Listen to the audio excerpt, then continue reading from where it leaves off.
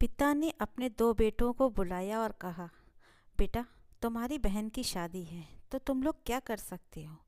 दोनों ने एक दूसरे को देखा और कहा, पापा, मेरे पास तो अभी इतना इन्वेस्टमेंट है नहीं, मैं 1 लाख से ज़्यादा नहीं कर सकता। तो दूसरा बोला, पापा, मेरे पे तो प्राइवेट जॉब है तो मैं आपको 1 महीने की सैलरी दे सकता हूँ, इससे ज़्यादा मैं नहीं कर सकता।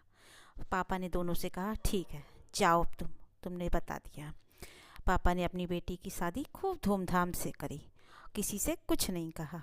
और जब बेटी विदा हो गई, उसके 3 से 4 दिन के बाद दोनों बेटों को 1-1 लाख रुपए दिए और कहा कि ये लो तुम्हारे पैसे।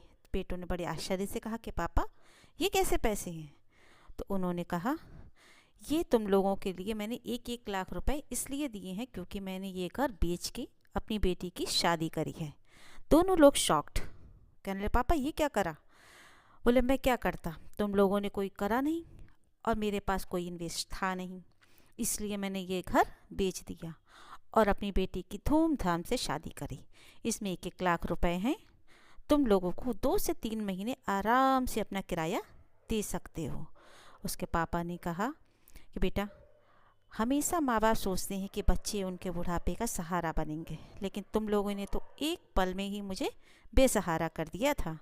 खैर, मकान मेरा था, डिसीज़न भी मेरा था, उसको बेच के अपनी बेटी की शादी कर दी और तुम लोगों को दे दिया।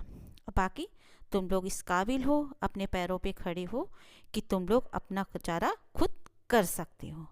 दोनों बेटे शॉक्ड और उनके मुंह से एक शब्द नहीं निकला। पापा ने कहा कि मैंने अपने लिए एक कमरे का रूम ले लिया है और अब मुझे तुम लोगों के ऊपर भी निर्भर नहीं रहना है, अब तुम लोग भी जाओ और मुझे भी बख्शो। पापा ये कह के चले गए। दोस्तों, इस कहानी से सिर्फ हमें ये शिक्षा मिलती है कि हमें अपने बच्चों के ऊपर केवल निर्भर होकर नहीं रहना चाहिए, क्योंकि कौन सा बच्चा कब कैसा निकल जाए कोई नहीं कह सकता।